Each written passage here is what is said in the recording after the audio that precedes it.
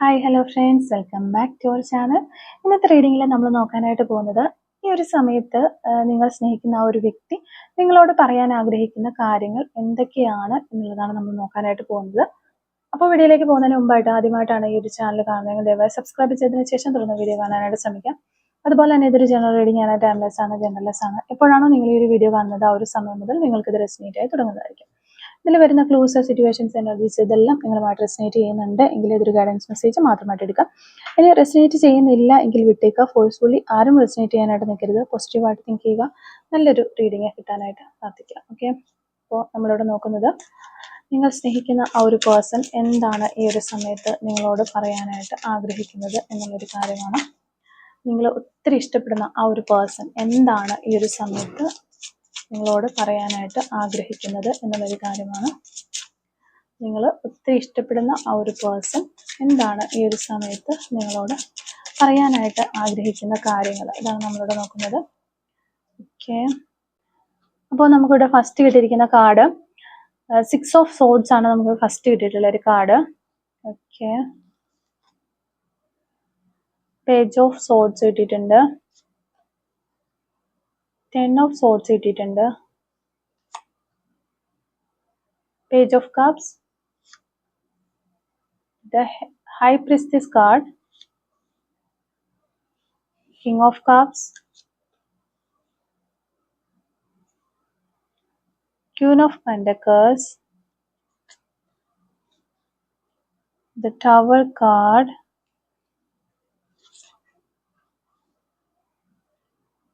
eight of wands,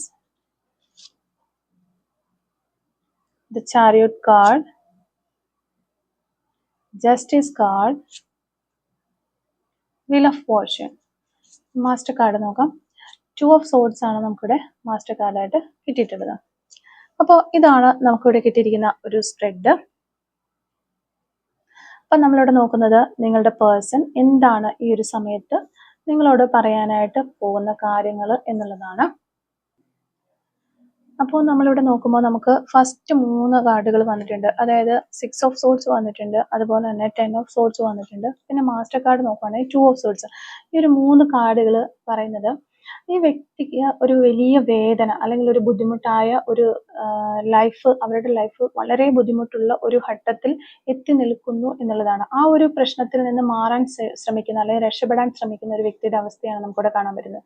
അപ്പോൾ 10 of swords എന്ന് പറയുന്ന ഒരു വലിയ വേദന, ഇത് അവസാനമാണോ എന്നൊക്കെ തോന്നിപ്പിക്കുന്ന രീതിയിൽ അവരുടെ മനസ്സിനെ തകർത്ത് കളയുന്ന രീതിയിലുള്ള ഒരു വേദന ഇവിടെ ഉണ്ടായിട്ടുണ്ട്. അതായത് നിങ്ങളുടെ ഈ റിലേഷൻഷിപ്പിൽ നിന്നുള്ള പ്രശ്നങ്ങൾക്ക് ഉണ്ടാകാം, അല്ലെങ്കിൽ അവരുടെ ജീവിതത്തിൽ എന്തോ ഒരു സംഭവം അവരെ ആഴത്തിൽ ബാധിച്ചിട്ടുണ്ട് എന്നാണ് കാണാനായിട്ട് പറ്റുന്നത്. പിന്നെ 6 ഓഫ് സോർഡ്സ് കാണിക്കുന്നത് അവർക്ക് ഒരു ശാന്തിയും സമാധാനവും തേടി മുന്നോട്ട് പോകാനായിട്ട് ശ്രമിക്കുന്നു എന്നുള്ളതാണ്. പക്ഷെ 2 ഓഫ് സോർഡ്സ് സൂചിപ്പിക്കുന്നത് അവരിപ്പോഴും ഒരു തീരുമാനം എടുക്കാൻ കഴിയാതെ മനസ്സിൽ ഒരു സംഘർഷവുമായിട്ട് ഇങ്ങനെ മുന്നോട്ട് പോകുന്നു എന്നുള്ളതാണ്. അപ്പോൾ എങ്ങനെയാണെങ്കിലും ഇവിടെ അവരെ നിങ്ങളോട് പറയാൻ ആഗ്രഹിക്കുന്ന ഒരു കാര്യം എന്താണ് എന്ന് നമ്മൾ നോക്കിക്കഴിഞ്ഞാൽ നമുക്ക് മനസ്സിലാവുന്നത്, എനിക്ക് ഒത്തിരി കാര്യങ്ങൾ നിങ്ങളുടെ അടുത്ത് ഡിസ്കസ് ചെയ്യാനുണ്ട്. എൻ്റെ ജീവിതത്തിലെ കുറേ പ്രശ്നങ്ങളാണ്, അതിനെ ചുറ്റിപ്പറ്റിയുള്ള കാര്യങ്ങളൊക്കെയാണ്, ഒത്തിരി കാര്യങ്ങൾ പറയാനുണ്ട്. പക്ഷെ എങ്ങനെ തുടങ്ങണം, എവിടെ തുടങ്ങണം, ഇത് നിങ്ങൾ അക്സെപ്റ്റ് ചെയ്യുമോ എന്നൊക്കെയുള്ള ഒരു അവസ്ഥയിലൂടെ ഈ ഒരു പേഴ്സൺ കടന്നു പോകുന്നതായിട്ട് നമുക്ക് മനസ്സിലാവുന്നുണ്ട്. പിന്നെ നമ്മളിവിടെ നോക്കുമ്പോൾ നമുക്ക് കിങ് ഓഫ് കപ്സ് ഉണ്ട്, അതുപോലെ പേജ് ഓഫ് കപ്സ് ഉണ്ട്, ക്വീൻ ഓഫ് പെൻറ്റക്കിൾസ് ഉണ്ട്. ഇത് ഈ ഒരു 3 കാർഡുകൾ എന്ന് പറയുമ്പോഴത്തേക്കും വളരെ ആഴത്തിലുള്ളൊരു സ്നേഹം, നിയന്ത്രിച്ച് നിർത്തുന്ന വികാരങ്ങൾ, ഇതൊക്കെയാണ് കിങ് ഓഫ് കപ്സ് നമുക്ക് പറഞ്ഞു തരുന്നത്.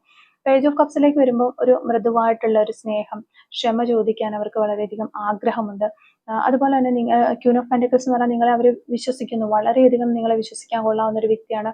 അതുപോലെ തന്നെ ആ ഒരു പേഴ്സണെ നിങ്ങൾ ഒത്തിരി കെയറിങ് ചെയ്തിട്ടുള്ള ഒരു പേഴ്സണായിട്ടൊക്കെ അവർ കാണുന്നുണ്ട്. അപ്പോൾ അവരിവിടെ പറയാൻ ആഗ്രഹിക്കുന്നത്, നിങ്ങൾക്ക് അവരുടെ ലൈഫിൽ ഏറ്റവും ഇമ്പോർട്ടൻസ് അവർ കൊടുക്കുന്ന ഒരു പേഴ്സൺ നിങ്ങൾ തന്നെയാണ്. അപ്പോൾ ആ ഒരു ഞാൻ കാരണം നിനക്ക് ഏതെങ്കിലും തരത്തിലുള്ള വേദനയോ വിഷമങ്ങളോ ഒക്കെ ഉണ്ടായിട്ടുണ്ട് എങ്കിൽ നീ എന്നോട് ക്ഷമിക്കണം എന്നാണ് ഈ ഒരു സമയത്ത് അവർ നിങ്ങളോട് പറയാനായിട്ട് ആഗ്രഹിക്കുന്ന ഒരു കാര്യമായിട്ട് നമുക്ക് കാണാൻ പറ്റുന്നത്.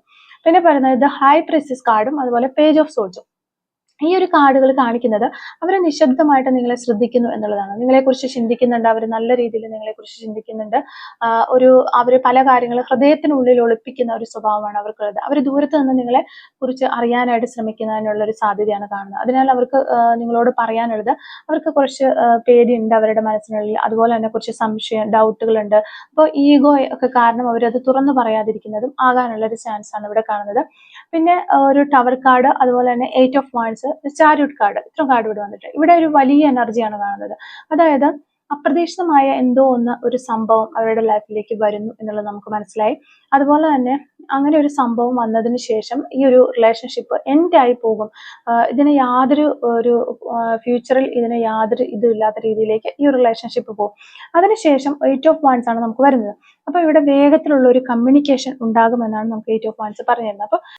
അപ്പോൾ ഇവിടെ ഈ ഒരു ടവറിൽ വന്നിരിക്കുന്ന പ്രശ്നങ്ങളൊക്കെ കാരണം കൊണ്ട് ഈ ഒരു റിലേഷൻഷിപ്പ് എൻഡായി പോവുകയും പിന്നീട് 8 ഓഫ് വാൻഡ്സിലേക്ക് വരുമ്പോൾ ഈ ഒരു റിലേഷൻഷിപ്പ് വീണ്ടും വേഗത്തിലേക്ക് വന്നൊരു കമ്മ്യൂണിക്കേഷനിലേക്ക് വരികയും ചാരിയറ്റ് കാർഡിലേക്കൊക്കെ വരുമ്പോഴത്തേക്കും ഈ ഒരു റിലേഷൻഷിപ്പ് വീണ്ടും മുന്നോട്ട് പോകാനായിട്ടുള്ള ഒരു ശ്രമം നടത്തും എന്നാണ് നമുക്ക് കാണാൻ പറ്റുന്നത്.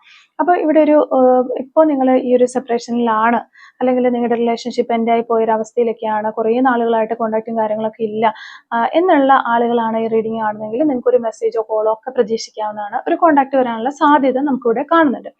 പിന്നെ ഇവിടെ ജസ്റ്റിസ് കാർഡ് വന്നിട്ടുണ്ട്, അതുപോലെ തന്നെ വീൽ ഓഫ് ഫോർച്യൂൺ കാർഡ് വന്നിട്ടുണ്ട്. അപ്പൊ ഈ ഒരു 2 കാർഡുകളും കാണിക്കുന്ന ഈ ഒരു ബന്ധം സാധാരണമായിട്ടുള്ള ഒരു ബന്ധമല്ല എന്നുള്ളതാണ്. പകരം ഒരു കാർമിക് കണക്ഷൻ ആയിരിക്കാം. വീൽ ഓഫ് ഫോർച്യൂൺ പറയുന്നത് വിധി വീണ്ടും നിങ്ങളെ തമ്മിൽ കൂട്ടിച്ചേർക്കാനായിട്ട് ശ്രമിക്കും എന്നുള്ളത് തന്നെയാണ്, ഈ ഇത് എൻഡായി പോയാൽ പോലും. അപ്പോൾ മൊത്തത്തിൽ നോക്കുകയാണെങ്കിൽ ഈ വ്യക്തി നിങ്ങളുടെ മനസ്സിലേക്ക്, അല്ലെങ്കിൽ ഈ ഒരു വ്യക്തിയുടെ മനസ്സിൽ നിന്ന് നിങ്ങളിലേക്ക് പറയാനായിട്ട് ആഗ്രഹിക്കുന്ന ആ ഒരു കാര്യങ്ങൾ എന്താണെന്ന് വെച്ച് കഴിഞ്ഞാൽ, നിനക്ക് ഞാൻ നിന്നോട് ഇതുവരെ പറയാത്തതായിട്ടുള്ള പല ഫീലിങ്സുകളും നിന്നെ കുറിച്ച് എനിക്കുണ്ട്. അതായത് ചിലപ്പോൾ അവർ അത്ര വലിയൊരു സ്നേഹമൊന്നും നിങ്ങളോടുള്ളതായിട്ട് അവർ എക്സ്പ്രസ് ചെയ്തിട്ടുണ്ടാവില്ല. സാധാ ഒരു നോർമൽ റിലേഷൻഷിപ്പ് എന്ന രീതിയിലായിരിക്കും അത് കൊണ്ടുപോയിട്ടുള്ളത്. പക്ഷെ അവരുടെ ലൈഫിൽ ഏറ്റവും ഇമ്പോർട്ടൻ്റ് ആയിട്ട് അവർ കാണുന്നത് നിങ്ങളെ ആയിരിക്കാം. പലപ്പോഴും നിങ്ങളോട് പറയുന്ന സമയത്തൊക്കെ അവർക്ക് വേറെ വ്യക്തികളായിരിക്കാം അവർ ഇമ്പോർട്ടൻ്റ് ആയിട്ട് പറഞ്ഞിട്ടുണ്ടാവുക. അല്ലെങ്കിൽ എനിക്ക് ഏറ്റവും ഇമ്പോർട്ടൻ്റ് ഉള്ളത് ഈ ഒരു പേഴ്സൺ ആണ്, അതിനുശേഷമേ നീ ഉള്ളൂ എന്ന രീതിയിൽ വരെ നിങ്ങളുടെ അടുത്ത് സംസാരിച്ചിട്ടുണ്ടാകും. പക്ഷെ അതല്ല യഥാർത്ഥമായിട്ടുള്ള ഒരു സത്യം. നിങ്ങളാണ് അവരുടെ ലൈഫിൽ ഏറ്റവും ഇമ്പോർട്ടൻ്റ് ആയിട്ടുള്ള പേഴ്സൺ. അതൊക്കെ അവർക്ക് നിങ്ങളോട് തുറന്ന് പറയണമെന്നുണ്ട്. അപ്പൊ അങ്ങനെയുള്ള കുറേ കാര്യങ്ങളുണ്ട്. ആ ഒരു ഫീലിങ്സുകളൊന്നും നിങ്ങളോട് തുറന്ന് പറഞ്ഞിട്ടില്ല എന്നുള്ളതാണ്. അപ്പം അതുപോലെ തന്നെ നിങ്ങളുടെ കൂടെ ഇരിക്കുമ്പോഴായിരിക്കും അവർ ഏറ്റവും കംഫോർട്ടായിട്ട് അവർക്ക് ഫീൽ ചെയ്യുന്നത്. അത് അങ്ങനെയുള്ള കുറച്ച് കാര്യങ്ങളൊക്കെ ഉണ്ട്, അതൊന്നും നിങ്ങളോട് പറഞ്ഞിട്ടില്ല. അപ്പൊ ആ ഒരു കാര്യങ്ങളൊക്കെ നിങ്ങളോട് പറയാനായിട്ട് അവർ ആഗ്രഹിക്കുകയാണ്. അതോടൊപ്പം തന്നെ ഈ ഒരു റിലേഷൻഷിപ്പ് സെപ്പറേഷനിലേക്ക് പോയ സമയത്ത് നിങ്ങളോട് മോശമായിട്ടുള്ള സംസാരങ്ങൾ ഉണ്ടാവുക, അല്ലെങ്കിൽ ഏതെങ്കിലും തരത്തിൽ നിങ്ങളെ വേദനിപ്പിച്ചിട്ടുണ്ടെങ്കിൽ ക്ഷമ ചോദിക്കണം, അല്ലെങ്കിൽ ക്ഷമിക്കണം എന്ന് പറയാനായിട്ട് അവർ ഈ ഒരു സമയത്ത് ആഗ്രഹിക്കുന്നുണ്ട്. അപ്പൊ പിന്നെ എൻ്റെ ജീവിതത്തിൽ, അതായത് ഈ ഒരു പേഴ്സന്റെ ജീവിതത്തിൽ സംഭവിച്ചിട്ടുള്ള കാര്യങ്ങൾ കാരണം പല സംഭവങ്ങൾ നടന്നിട്ടുണ്ട്, അല്ലെങ്കിൽ ഒരു വലിയ സംഭവം നടന്നിട്ടുണ്ട്. ഇതൊക്കെ കാരണമാണ് ഞാൻ അകന്നു പോകുന്നതെന്ന് പറയാനായിട്ട് അവർ ആഗ്രഹിക്കുന്നു. പക്ഷെ നിന്നെ ഞാൻ ഒരിക്കലും മറക്കില്ല, അല്ലെങ്കിൽ മറന്നിട്ടില്ല. ഒരിക്കലും ഞാൻ വീണ്ടും നിന്നോട് സംസാരിക്കാനായിട്ട്, അല്ലെങ്കിൽ നിന്റെ ഈ ഒരു റിലേഷൻഷിപ്പിലേക്ക് വീണ്ടും കടന്നു വരാനായിട്ട് ഞാൻ ആഗ്രഹിക്കുന്നു എന്ന ഈ ഒരു പേഴ്സൺ പറയാനായിട്ട് ആഗ്രഹിക്കുന്നുണ്ട്. ഓക്കെ, അപ്പോൾ ഇവിടെ ഇങ്ങനെയാണ് നമുക്ക് ഈ ഒരു പേഴ്സൺ നിങ്ങളോട് പറയാൻ ആഗ്രഹിക്കുന്ന കാര്യങ്ങൾ മനസ്സിലാവുന്നത്. അപ്പൊ ഈ ഒരു പല സ്റ്റേജസിൽ നിൽക്കുന്ന ആൾക്കാരുണ്ടായിരിക്കാം. ചിലപ്പോൾ ഈ റിലേഷൻഷിപ്പിൽ പ്രശ്നങ്ങളൊക്കെ തുടങ്ങി അങ്ങനെ ഒരു ഇതിൽ നിൽക്കുന്നവരുണ്ടായിരിക്കാം. ചിലപ്പോൾ റിലേഷൻഷിപ്പിൽ വഴക്കുകൾ നടന്നുകൊണ്ടിരിക്കുന്നവരുണ്ടായിരിക്കാം. ഇത് എൻഡായി സെപ്പറേഷനിലേക്ക് പോയ വ്യക്തികളുണ്ടായിരിക്കാം. ഈ സെപ്പറേഷൻ തന്നെ കുറെ വർഷങ്ങളായിട്ട് അല്ലെങ്കിൽ നാളുകളായിട്ട് കൊണ്ടു നടക്കുന്ന ആളുകളുണ്ടായിരിക്കാം. അപ്പോൾ പല പല സ്റ്റേജസിൽ നിൽക്കുന്ന ആളുകളുണ്ടായിരിക്കാം. അപ്പൊ ഇങ്ങനെയുള്ള ആളുകളോടെല്ലാം കൂടിയിട്ട് യൂണിവേഴ്സിന് പറയാനുള്ള ആ ഒരു ഗൈഡൻസ് എന്താണ് എന്ന് നമുക്ക് നോക്കാം. അതിൽ മെയിൻ ആയിട്ട് നിങ്ങളുടെ മനസ്സിന്റെ സമാധാനം ആദ്യം ശ്രദ്ധിക്കുക എന്നുള്ളതാണ്. അവരിൽ നിന്ന് കോണ്ടാക്ട് വന്നു കഴിഞ്ഞാൽ പോലും ശാന്തമായിട്ട് അവർ പറയുന്ന കാര്യങ്ങൾ കേൾക്കുക. എന്നാൽ നിങ്ങൾ ആ ഒരു സെൽഫ് റെസ്പെക്ട് ഒരിക്കലും വിട്ടുകൊടുക്കരുത് എന്ന്. ഈ 3 കാര്യങ്ങളാണ് യൂണിവേഴ്സ് നമുക്കിവിടെ പറഞ്ഞു തരുന്നത്. അപ്പോൾ ഇപ്പോൾ ഇങ്ങനെയൊക്കെ വന്ന് ഈ ഒരു റിലേഷൻഷിപ്പ് സെപ്പറേഷൻ പോയി കഴിഞ്ഞതിന് ശേഷം വീണ്ടും ഇതിന് എന്തെങ്കിലും ഒരു ഫ്യൂച്ചർ ഉണ്ടാകുമോ, ഭാവിയിൽ എന്തെങ്കിലും ഒരു ഫ്യൂച്ചർ ഉണ്ടാകാനുള്ള ഒരു ചാൻസ് ഉണ്ടോ എന്ന് നമ്മൾ നോക്കിക്കഴിഞ്ഞാൽ നമുക്ക് മനസ്സിലാകുന്നത്, ഇത് ശരിക്കും ഈ ഒരു ബന്ധം എന്ന് പറയുന്നത് ഒരു കർമ്മ ബേസ്ഡ് ആയിട്ടുള്ള ബന്ധമാണ്, ഒരു ഡെസ്റ്റിനി. ഡെസ്റ്റിനി ചേർന്ന് വരുന്ന ഒരു കണക്ഷനാണ് എന്നാണ്. അപ്പൊ നിങ്ങൾ തമ്മിൽ കണ്ടുമുട്ടിയത് വെറും ഒരു യാദൃശികമായിട്ടുള്ള ഒരു കാര്യമല്ല. ജീവിതത്തിൽ ഒരുമിച്ച് എന്തൊക്കെയോ ഒരു കാര്യങ്ങൾ നിങ്ങൾ പഠിക്കാനുണ്ട്, കുറെ പാഠങ്ങൾ നിങ്ങൾ പഠിക്കാനായിട്ട് വന്നൊരു റിലേഷൻഷിപ്പാണിത്.